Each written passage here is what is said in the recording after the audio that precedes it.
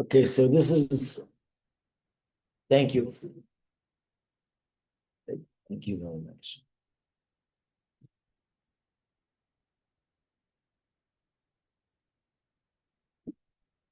So we're using this book, last one that's there.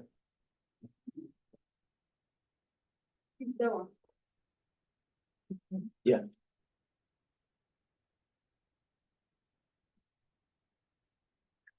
So this is part of the Rebbe's 10 days before Yud Shvat, the first year. It was Rosh Chodesh. The Rebbe gave out a letter, and the letter was to all the Chassidim. And the Rebbe wrote that people are asking, how should we conduct ourselves on Yud Shvat? The Rebbe gave a long list of things. And one of them is the Fabring on Yud Shvat, of course, to add tzedakah on Yud Shvat, and more things, more details.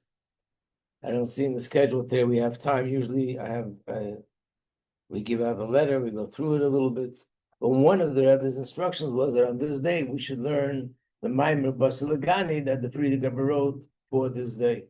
So that's the Basi Legani of 1950. If you don't have a sefer, you can find it online. And we'll start with what it says here online, then we'll go a little bit more into the Rebbe's Maimer. So here we're starting now. Basi Legani Rabbi.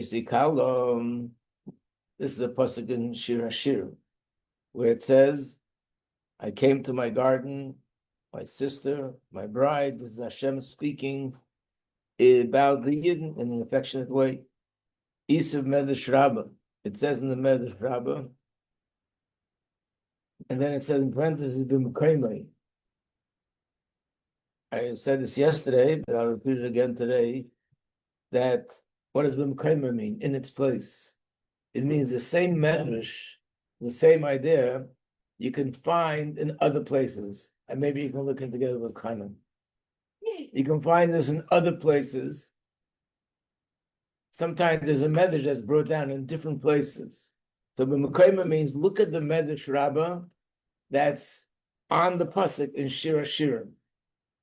And if you look at the medrash rabbah there and you compare it to the same medrash in other places, the thing that stands out that's different, here it says that this statement was made by Rabbi Menachem, the son-in-law of the other sage. So Chassidim always looked at that as the Frierdiker Rebbe in his last Maimer, alluding to the fact that the Rebbe, who is the son-in-law and has the same first name, should be the one to be the Rebbe's Mamala Mokum. So Legani kind of doesn't say Legan, Legani. Legani means Legnuni. Legnuni means to my dwelling place, or some places they interpret as the bridal chamber, but it means L'mokim shaya iku b'tchila, to the place where my presence was here primarily in this place. The Shechina primarily was down here on the physical earth. By the chet eitzadas, through the chet of eitzadas, nistalko hashchina maris l'rakia. The Shechina was removed from earth and went to heaven, which means it became concealed from us, and it ascended to a higher spiritual plane. By the chet Cain ve'enish, and then the next generation was Cain, his son, and his sin was that he killed Hevel. Enosh was the next generation, grandson. His sin was that he introduced idol worship. Through this, Nistalka Shechina Merikia Aleph Lebeis the Gimel. The Shechina ascended and was removed more from this world. Hashem withdrew himself to the second heaven and then to the third heaven. Then came the Der Hamabel, the generation of the flood. Obviously, they sinned, that's why there was a flood. And then it went from the third heaven to the fourth heaven. Then came to the generation who did the Der Haflaga, the ones who built the tower. Then it went from the fourth heaven to the fifth heaven. As it says in the Medrash Rabbah, al Pasik and the Pasik Vayishma as Keila Lakim Esalach Bagon. that Adam heard the voice of Hashem, mishalach bagan, as if he's walking in the garden. Omer Rabba, so Rabba said, mahalach enksiv kan. Really, according to Hebrew grammar, it should have said mahalach bagan. What does mishalach mean? And he says, what does it say, mishalach? Kopetz v'ozl, kopetz v'ozl. Doesn't mean just walking, but like jumping and skipping. Because Hashem didn't just walk away, but he skipped and he went away to a totally different world. From the first heaven to the second heaven, from the second heaven to the third heaven, and so on. So that was the negative.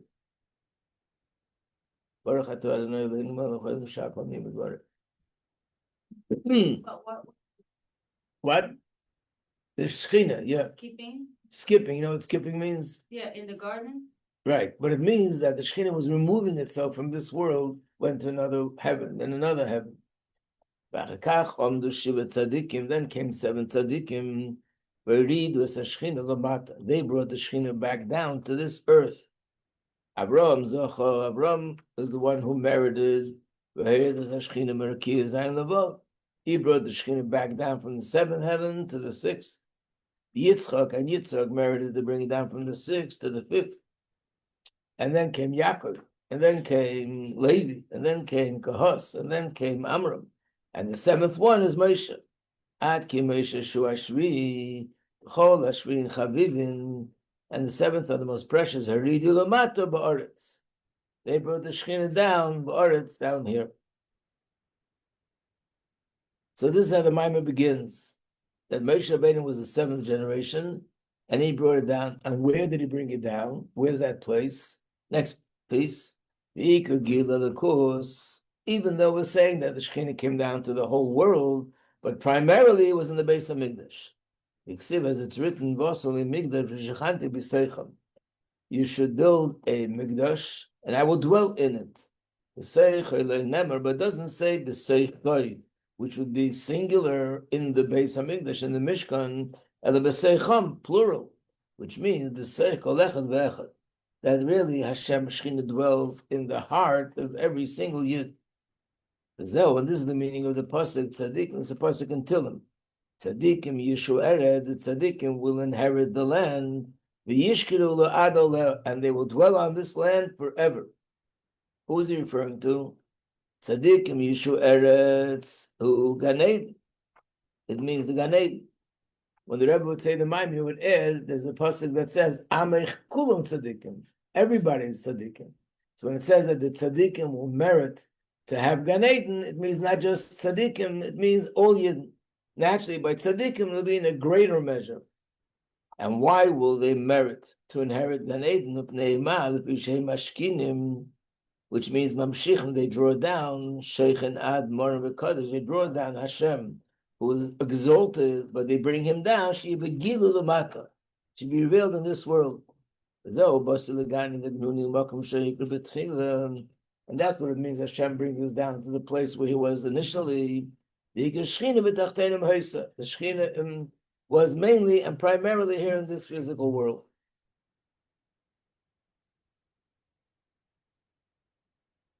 Then he goes on to say, so what do we see from this? That initially the Shechina was here.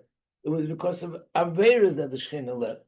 Now when we do Torah mitzvahs, we bring it back.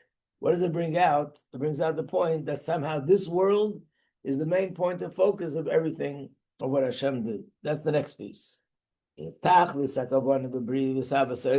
ultimate purpose of creating all the world is Nesava Kodesh Baruch Hu. Hashem had a desire that he wanted a dwelling place in this physical world. And it's explained in many places that he uses the word taiva, desire, meaning when a person has a desire for something, you can't really explain why. This person likes this taste, this person likes a different taste. This person likes this color, this person likes a different color. That's it, it's the way I am. I like this, I like that.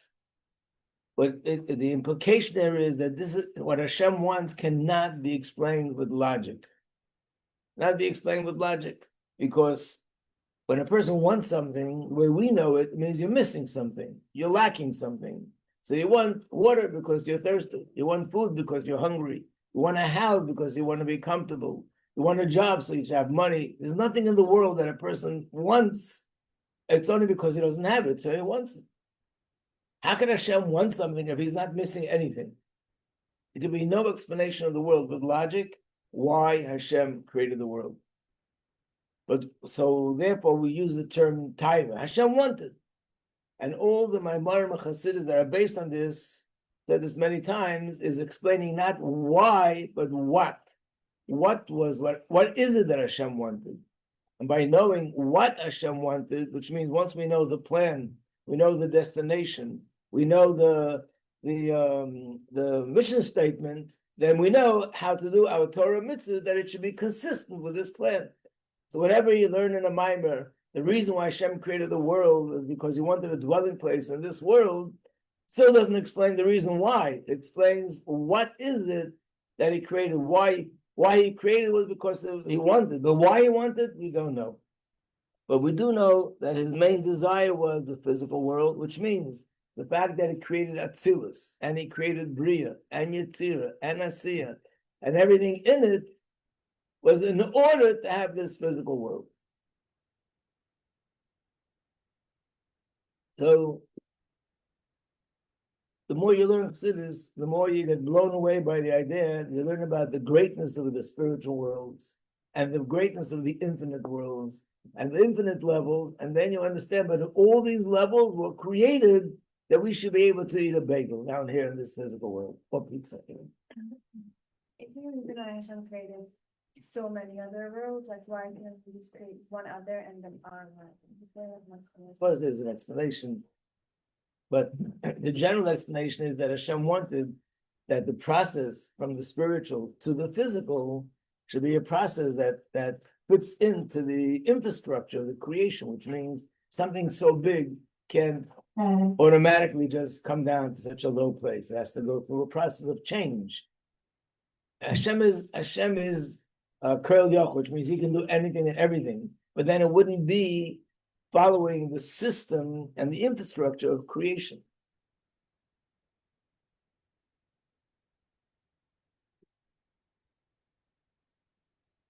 I'm just giving you an example of something very beautiful we find in a mimer that the Rebbe writes in this mimer, that in the Shema we say we should love Hashem with all your heart, with all your soul, and then B'chol Moedecha with everything, means unlimited love.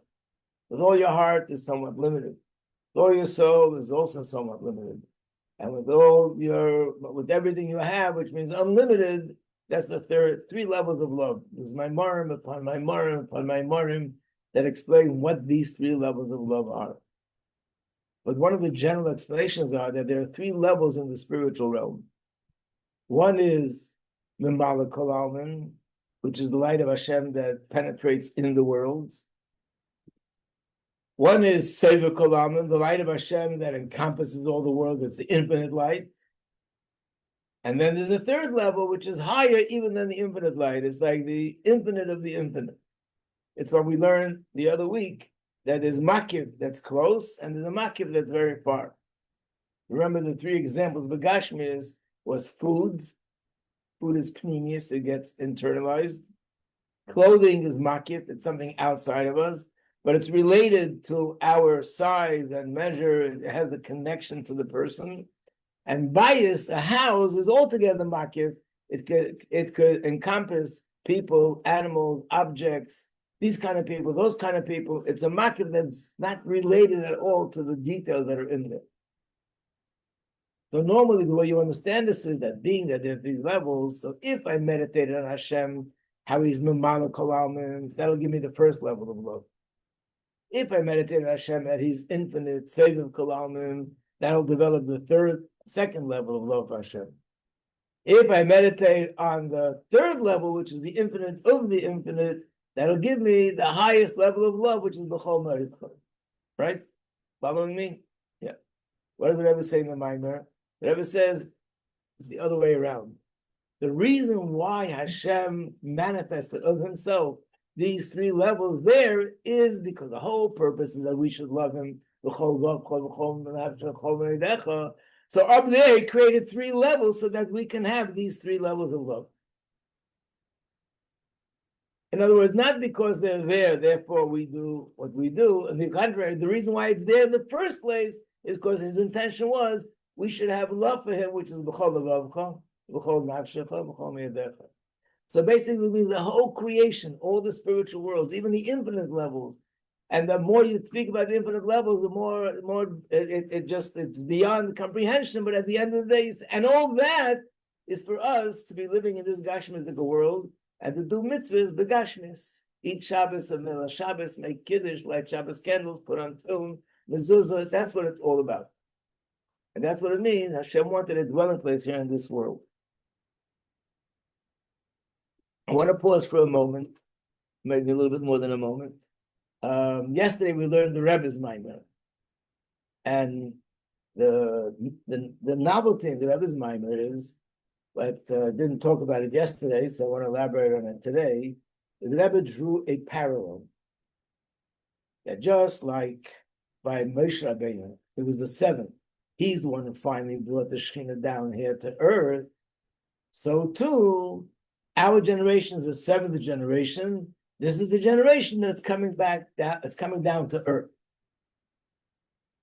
So the question that comes to mind is: wait a second, it already came down to earth. With Moshe Rabbeinu, when the Torah was given, it went back somewhere. It doesn't say that it went back. Once the Torah was given, and Hashem's presence came down to this physical world, and every time we do mitzvahs, we bring godliness to this physical world. So that's already done. What does it mean that no? Now that it's the 7th generation, we're going to see Gula physically. 7th generation from what? From the Alter Rebbe. But how do you compare that? The Shekhinah is already here down in this physical world. And in the Maimon, the Rebbe says, this is the generation we're going to bring the Shekhinah down in this physical world. Basically, according to that, it means that just like with Avraham Avinu and Moshe Rabbeinu, Avraham Avinu initiated the process from the 7th heaven to the 6th. Yitzchak continued from the 6th to the 5th. And then Yaakov continued from the 5th to the 4th. And then Moshe made it final. This seems to be drawing a parallel. The Alter Rebbe initiated from the 7th to the 6th, the Mittel Rebbe from the 6th to the 5th, but it was already all done. So the answer is like this. When the Yidden went out of Mitzrayim, they had Geula, the Torah was given, the Mishkan was built, and we saw godliness revealed in this world. Now when Mashiach comes, we'll also see godliness revealed in this world. Will there be a difference between the godliness that's revealed in this world when Mashiach comes, compared to the godliness that was revealed in the world when the Torah was given and the Mishkan was built? What will be the difference? It'll be permanent. Number one will be permanent. What else is the difference? How will be revealed to us? What? Everything will be revealed. Everything will be revealed. It'll be the whole world. Everyone will have done their journey. It's everything you're saying. It'll be the whole world. It'll be permanent. There will never again be an Avera, never again be Golus. And all the things we read about that people won't be sick, people won't do Avera. All this is now, it wasn't then, even though godliness was revealed. What's the difference? You did it. You were the full partners. Right, but at the end of the day, we're bringing down godliness into the world. If godliness in the world should lead to these results, why didn't it lead to the same results then? Because you did the work. That's what Rebecca just said. Right? But I'm saying we did the work, we brought it down, but yes. Different life, that means that the life is the excellence. You got it. Oh, maybe. The answer is, it's not the same light that was drawn down through Matan Torah is the same light that's going to be drawn down when Mashiach comes. It's a higher light. Really? Without going into the specific details, but generally speaking, it's like you said, generally speaking, what's being drawn down into this world, let's just be a little bit more specific, is the light which is infinite from Keser that comes down to this world. Good morning. That's it. You're back again. You're very welcome. She took me seriously last time. Good. It just doesn't like Boston. So the light comes from Keser, and in Keser there are also levels. So it says in Chassidus that we know that generally in Keser there are two levels. One is called Atik, one is called Arich. We had this before. One is sort of Hashem's pleasure, and one is Hashem's will. And pleasure is deeper, because pleasure is what causes the will. The reason why I want certain things, because that's what gives me pleasure. In the level of Atik, there's also two levels, the inner level and the outer level. Everything that was revealed from when the Torah was given is from the level of Keser, but from the external part of Atik. When Mashiach comes, it'll be from the internal part of Atik, which was never revealed in this world yet. So if you want to say this in simple words, you just say it's from a higher level. That's okay. If you want to be more specific, it's Keser. In Keser, the inner dimension, which is Atik. In Atik is the inner dimension of Atik, which is sort of more infinite than the infinite. And being that it's a higher light that's going to be drawn down, then the results are also going to be different. It'll be permanent, it'll be forever, there won't be any more illness, there won't be any more hunger, there will all the things that we didn't have before, we're going to have now. What's the Arhaganos? That's all connected to that, right? It's the only thing? It also means a light that was hidden. Ganas means hidden. A light that was hidden was never revealed. So when we say that this light already began to be revealed by the Alter Rebbe, it means that in the first generation, through revealing the hidden light in Torah, this hidden light that we're talking about started to descend. It's like you're on the plane and the pilot says, fasten your seatbelts. The pilot has begun his descent. So the Alter Rebbe, that was level descent number 1, from 7 to 6. The Mitzvah Rebbe was from 6. What are we talking about? This new light that has to be revealed when Mashiach will come. That was never brought down before. And then Moshe Rabbeinu brought down the 7th level. He brought down that light down here in our generation also. The Rebbe's generation, the light of Mashiach, which is infinite, and that's going to cause all the changes, is going to be brought down in this 7th generation. Yep. So when we talk about now, this is something like all one, but at the same time, it's also different than 15. This light we're talking about. Right, the word Shechina is relative. In fact, I didn't learn that part, but the first part of the Rebbe's Maimer, a little bit more, the deeper part of the Maimer, harder to follow. But that's what the Rebbe talks about, how there are different levels in Shechina. Yeah. Wait, what about, it might be a funny question, but like, what about the Baal Shem Tov and the Maggid? So they're the ones who initiated it, but it was still, I mean, it says that that was still Makif. Oh, wow. In fact, the Baal Shem Tov corresponds to Atik, the Maggid corresponds to Arich, then the Alter Rebbe began with Chochmah, the Mitzvah Rebbe is Bina, Tzedek Das, and so on. So the Baal Shem Tov, the Maggid there was the beginning, where Makif, and from the Alter Rebbe it started to come down more of the Pnimis.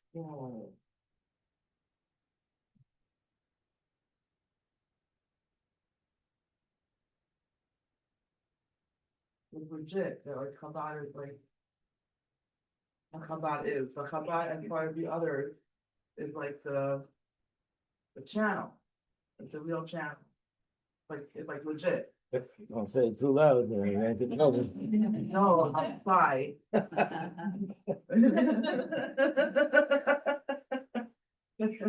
Okay, let's do another little piece. So, how do we accomplish this? That Hashem should have a dwelling place in this world down here. It's like you said before, mainly it's throughout the Avedis Adam. If Hashem wanted a dwelling place in this world, this part is always missed when people talk about it. Hashem could have done it 1, 2, 3. He creates a world, that's the lowest world, and the next second he brings the Shekhinah down. So we're forgetting this one part to the statement that is being missed out. Hashem's desire was a dwelling place in this world through our avodah. That's the clincher. That's why we've been here for 5,786 years before Mashiach. Because Hashem wants it to be through our avodah. He could have done it himself, and because he wants it through our avodah, that's why all these things are going on. with going Golos and Gula and another Golos and another Gula. It's all, what's our Avodah? And there's Kafi, there's Hapcha, which means this is Hashem's plan. And the Shama, Tere, Lamata, Yislabit, Begula, Nefesh Bahamis. That Hashem decided and chose that he wants the neshama to go down to this world, which is a physical world, and the neshama will be invested in the group and the nefesh bahamis, which means two things, that both of them are concealing the godliness of the neshama. Hem yalimu v'yastiru al eira neshama. So the neshama is a brilliant light, and this brilliant light is put into a case. And one case is the nefesh bahamis, the other case is the guf, and both of these things conceal its light.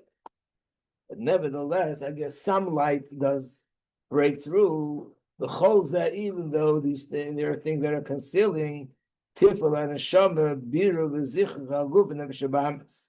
So it's like the sun is shining bright, but the window is all covered with some black smoke or something, and it doesn't come through. It's blocking, and I have to take a rag with hot water, and I use soap or whatever cleaning agent I use, and every time I clean a little pot, the sun comes through more clearly. That's the neshama. Neshama is in the guf. The guf and nefesh bahamis are blocking, they're concealing, and me, when I learn and I daven and do my avodah, I'm making it more transparent that the light of the neshama shines.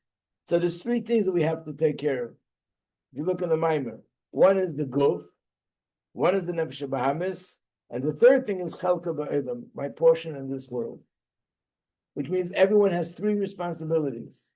One is, I'm responsible to my physical body. Hashem gave me this body that I should refine it. Hashem gave me my personal nefesh bahamis, which we all know good and well, that I should refine it. And the second thing is, wherever Hashem puts me in this world, that means that this is my space in the world that I have to refine. Where I live, where I'm working, who I'm associated with, who I'm interacting with. True, we live in a world today that everybody has a device that they're not limited to their space. They're connected to the rest of the world. But still, everyone is limited to what they're connected to. So I'm connected to somebody in Honolulu, and somebody in Alabama, and somebody in Australia, and somebody in a different country. That's my portion of the world, whatever I'm in contact with. My portion means I am connected to that person or that place to elevate it. So we have these three things we have to elevate it. Guf, nefesh bahamis, and chalka ba'edam, my portion in this world. It's like a king who sends out his soldiers to war, and he sets them up. You're in the north, and you're in the south, you're in the west, and you're in the east. You're going to be taking care of the tanks, and you'll be taking care of the submarines, and you'll be taking care of the missiles, and you'll be taking care of the planes. Everybody has their destination. That's how Hashem created us, each one, to take care of our portion of this world.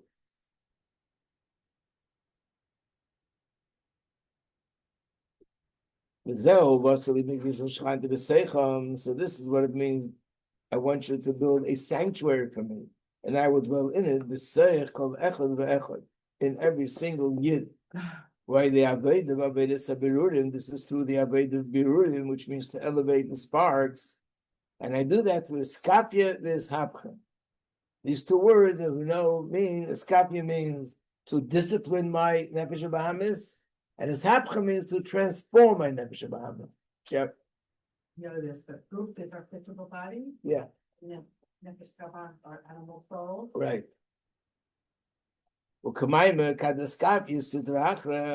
This is what it says in the Zohar. And there's a chapter in Tanya that elaborates on this and explains this, and that's chapter 27. When a person disciplines his sitra achra, his nefesh bahamis, you cause that the light of Hashem should be drawn into all the worlds. And again, what this really means is every single time. It doesn't necessarily mean it has to happen 100 times or 1,000 times or 10,000 times. Every single time that a person is in a situation where I'm tempted to do something, tempted to say something to someone that might be hurtful, tempted to do something which I'm not allowed to do according to Torah, say Lashon Hara, tempted to eat something which I'm not so sure about the kashrus, and I hold myself back. That's called iskafia. A person should know that that draws down the light of Hashem, and that light shines in all the world by my little humble act of holding back and not doing something that I shouldn't be doing. And by the way, we should also know that sometimes when the Yetzirah comes along and says, wait a second, come on, you know you're not going to be able to do this every day. Right now you're in the mood of holding back. But tomorrow, you're going to, not tomorrow, after tomorrow, in a week from now, you're not going to be hold on to this all the time. So the Alter Rebbe says another thing in Tanya. Anything positive a person does is eternal. How does that make sense? What do you mean eternal? Today I did it, but tomorrow I'm not gonna do this. I'll try to explain, when you do something positive, what Hashem wants, you connect to Hashem. And you create something spiritually in the spiritual realm. The spiritual realm is not limited by time. There's no past, no present, no future. It's eternal. So anything good that a person does is eternal forever. Meet someone on the street and you ask the person to put on tefillin, and someone comes along and says, what are you wasting your time for? He's not going to put on tefillin every day. So one time putting on tefillin, he's not really doing things the right way. Besides the fact that when you do one mitzvah, it usually will wake something up inside a person to do another mitzvah. But even if I would know that this person will never, ever do a mitzvah again, but the fact that this one mitzvah connected them to a place spiritually that is eternal and transcends past, present, and future. So the same is with this iskafia, that every time a person does this iskafia, this brings down the light of Hashem, and that light shines in all the worlds. The next piece in the Maimer is going to explain what does it mean the light shines in all the worlds. The simple meaning is that this light is reaches all the worlds. It's about quantity. It doesn't shine in one place or another place. It shines in all the worlds. But he's going to explain, no, these words are actually describing not quantity, but quality. What kind of light it is. And what is it? He's going to explain that it's the light of Hashem that shines equally in all the world, which is the light of Sefer Kolalman. There was once a mashpia. He was bringing with the Bakram, this in the old city of Lubavitch, talking to them about iskafia, and he said, when Mashiach will come, you'll be able to see the difference if a person did iskafia 50,000 times or 50,001. Whoa. You'll be able to recognize the difference. Meaning to say that every single time that a person is able to contain himself, refrain from doing something or pushing himself to do something which the Nefesh Abama didn't want them to do, that iskafia is going to be something, it has an effect on all the world, but now we don't see it. Is it copy? What's the other one? What What's the other one? is hapcha? Transform. Oh, it's close like that. No, iskafia means I discipline myself. It means if a person wants to speak Lashon Hara, I discipline myself, I don't say what I wanted to say.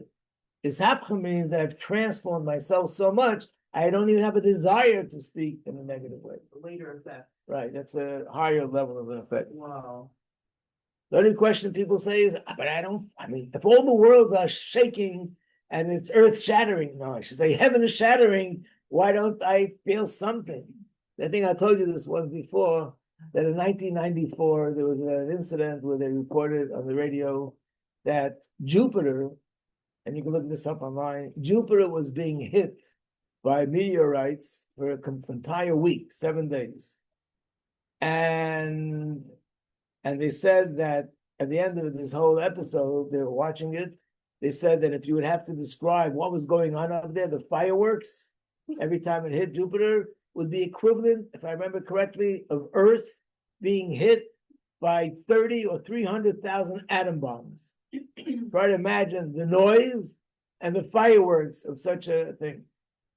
And then you say to yourself, really? I didn't see a thing. I didn't hear a thing. If not for the fact that these scientists saw this with their telescopes and reported it, but who would even know that it happened? Now you're talking about something that's happening in the physical world, but it's happening so far away that we don't hear it. How much more so things are happening in the spiritual world. And I would think to say that what's happening in the spiritual world is affecting us more than the bombs in Jupiter. Yeah.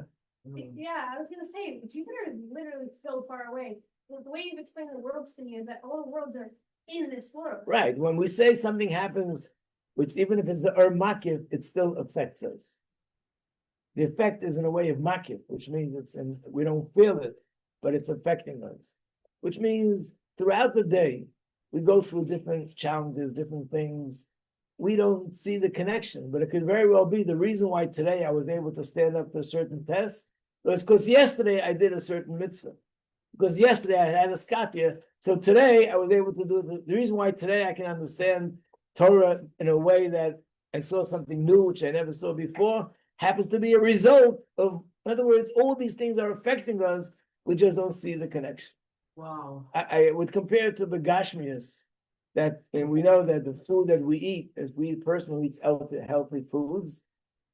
So there's different vitamins. There's vitamin C, and there's vitamin D, and there's vitamin E, and each one strengthens a different part of the body. But I mean, unless somebody's really heavily into nutrition, then you don't really think when you eat something, drinking water, that's vitamin, I don't know, HYZ. Okay. Now I did banana, okay, it's potassium. People don't think like that, and they don't see it. But the overall health of a person, whatever they have, is a result of the food that you're eating. But we just don't feel that connection. Same thing here. We're doing mitzvahs, we're doing things. It's affecting us, even if it's orama, even if it's this infinite light. But makif means that we don't feel openly that effect, but it is affecting us. Okay, now we're supposed to have a class on the whole idea of being that Shvat is the day that we chose the Rebbe as our Rebbe, to talk a little bit about what the whole process is and how it was with the Rebbe accepting leadership. So we're going to go downstairs to the middle floor until the other students to come down. And then we'll have a break for davening, and then Rebbe Flotil will take over. It's Yud Aleph? What's Yud Aleph?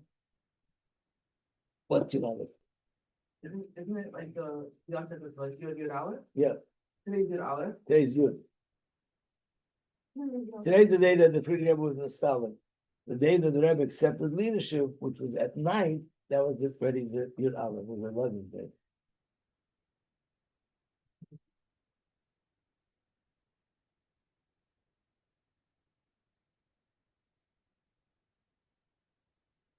Hurry up. Come on, come. Oh. You can send her a copy, you can keep the original.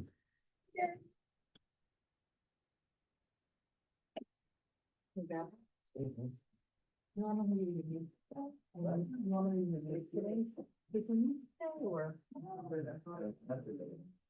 Right.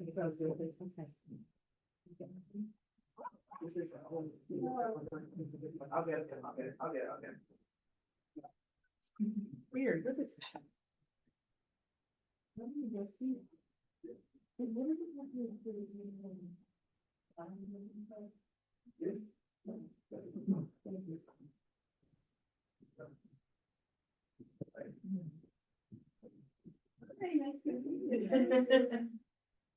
How was the wedding? It was good? It was good.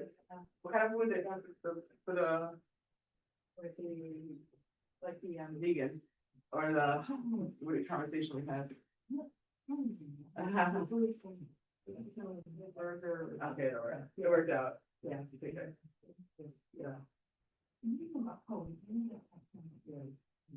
Are you gonna be here? Yeah.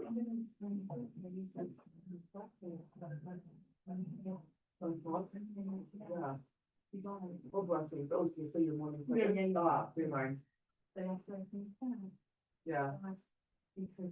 I want to also clear yours off first. Before we just- Okay, amazing. Yeah. Thanks so much. Hey, you see where it says? Yeah. I'm not making words like, I don't know, feel, so I write some good stuff. Oh. That's not real gold, I like to, like, art. So fun, I must get one myself. Fun. The guy, yeah. Oh. You're so Oh, Huh? it's so fun. What What are you doing there? You though. Yeah. What I know. You left your shop. You heard from before, or no? Oh. No, I didn't remember chicken. I was, I left it when she was and we were together. And we became like, and she gave me my first sticker. Really sweet, yeah. Yeah, what do you guys talk about? Like literally 10 minutes, but it was cute too. There's just these birds. Yeah. Your mom is not.